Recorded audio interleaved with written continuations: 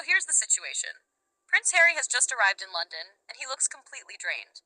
No smile, no entourage, no Meghan. Just Harry, alone. And everyone's asking the same thing. What happened? Why the sudden flight? Why now? What made the man who practically turned his back on the royal family rush back across the Atlantic? One word? Perry. Yes, that Perry. Tyler Perry. The Hollywood heavyweight. The man who gave Harry and Meghan shelter when the palace shut them out. The godfather to their daughter. The one who stepped in as a peacemaker when the royal chaos started spiraling. Now, he's the one striking the match. Because Tyler Perry just let something slip. A short video. Just over a minute long. But it was powerful enough to shatter the royal internet. And Harry? He wasn't ready. No media spin. No legal cushion. No plan B. The second that footage hit social media, boom. Harry was spotted at LAX in sweatpants, gripping his phone like it was the only thing holding him together. But before diving into what Meghan actually said in that clip, you need to know where it came from. This wasn't a polished Netflix moment. It wasn't prepped for publicity. It was raw. A personal, diary-like recording from months ago. Long after the Oprah interview, long after the Spotify deal collapsed, way past the Netflix spotlight. Just Harry and Meghan venting, reflecting, planning, and according to insiders, unraveling. Apparently, Meghan didn't hold back. She called her Duchess title, quote, the most expensive leash I've ever worn. Then came the real gut punch. She allegedly said, if Harry wants to run back to his crown and his corgis, let him. I'm done babysitting a prince with no kingdom. That wasn't just a remark. It was a bombshell. Even Meghan's strongest defenders were stunned. Her tone wasn't playful. It wasn't sarcastic. It was cold. Calculated. Like someone who had already checked out emotionally, just waiting for the right time to walk away. And Tyler Perry, the one person who had every reason to protect them, chose to share it. This wasn't just drama. It felt like betrayal. Now, Perry didn't leak it to the press. He didn't sell it to tabloids. He played it during a private, invite-only live stream. But someone recorded it, and once it leaked, there was no stopping it. It went viral instantly. TikTok, Twitter, late-night talk shows, every outlet picked it up, even the ones normally loyal to Meghan. Because this wasn't a rumor. Within hours, the royal family had seen the footage. Sources say Tyler Perry gave them an advance warning before the public ever got a glimpse. But why? Was it damage control? A peace offering to the palace? A quiet signal to Meghan that he was done? No one knows for sure. But whatever the reason, it sent Harry into full-blown panic. He was in California when the clip dropped. Photos had just surfaced showing him at a polo match with Archie, putting on a Dad of the Year display. By morning, he had vanished. Private jet. Destination? London. Alone. No Meghan. No children. Just a man. In retreat. And when he touched down, the silence was deafening. No welcoming committee, no royal aides, just telephoto lenses catching him, shoulders slumped, jaw tight. Whatever Meghan said on that tape, it wasn't just a PR mess. It was personal, and Harry looked like he was carrying every bit of it, alone. The palace didn't wait. The moment Harry's plane landed, quiet calls were already being made behind closed doors. No public statements, no official meetings, just hushed conversations and strategic movement. Clarence House? Lights on, doors locked. Kensington Palace? Ice cold. William reportedly didn't break stride in his schedule, even after being briefed on Harry's arrival. And Charles? He extended a single offer. One phone call. That was it. No motorcade, no dinner, no invitation for a private talk. Just one call. Take it or leave it. But Harry hadn't flown 5,000 miles for a phone call. He checked into one of the lesser-known royal properties, tucked far from London's media glare. The kind of place reserved for damage control, not healing. Sources say it wasn't even his decision. It was a quiet exile, close, but intentionally distant. This wasn't a homecoming. It was triage.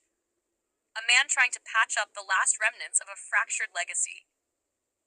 And here's the twist. The palace had already seen the clip. Tyler Perry had given them a copy, if not the very same video that leaked, then one just like it.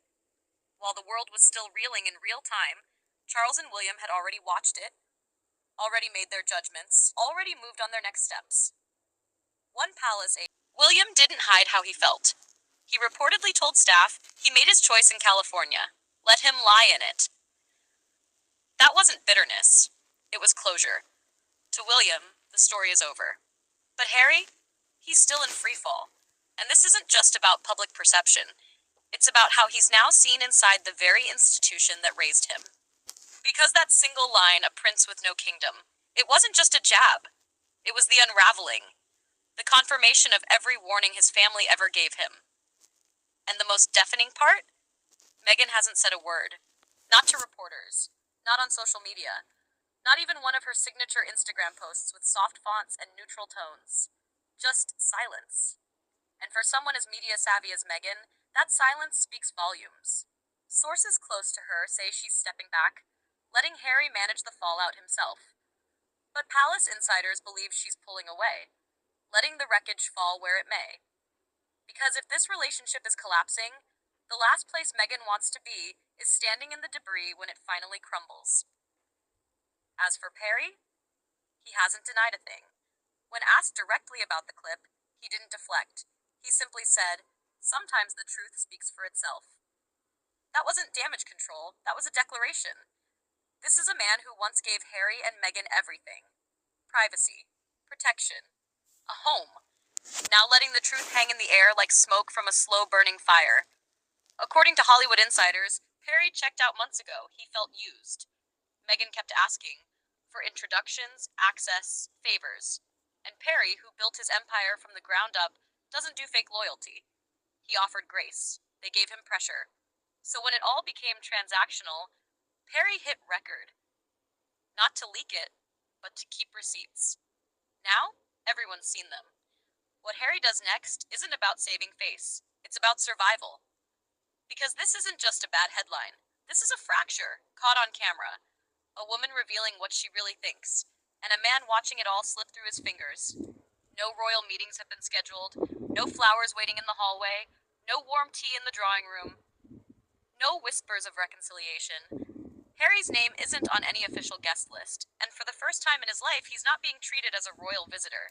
He's just visiting. Quietly, like a man who knows he may not be welcome anymore. Photographers managed a few distant shots, Harry walking the estate grounds alone, phone in hand, head down. No wedding ring in sight. That didn't go unnoticed. Social media lit up with speculation. Still married? Trial separation? Is Meghan already halfway out the door? The silence only made it worse. Because when there's a narrative vacuum, the internet fills it, fast. But here's what really unsettled people. That tape didn't just expose Meghan's frustration. It revealed Harry's isolation. Her tone didn't sound like a teammate or a partner. It sounded like someone who had already checked out emotionally. Like a woman at peace with leaving behind the man she once fiercely protected. Royal analysts are calling it one of the worst PR disasters in modern monarchy history. Because unlike the Oprah interview, the memoir, or the podcast, this wasn't produced. It wasn't polished. It was raw. And it showed what no official statement can fix. A relationship that looks hollow at its core. Inside royal circles, the mood has shifted. What was once cautious optimism is now firm detachment. William's team, completely silent. Not out of concern, but finality. They've stopped making space for Harry. No olive branches. No Zoom invites. No future collaborations. This isn't a break. It's a severing. Even King Charles, while more restrained, isn't softening.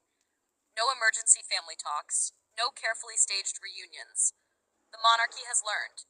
Its focus now is protecting the institution, not saving a single rogue prince clinging to what's left.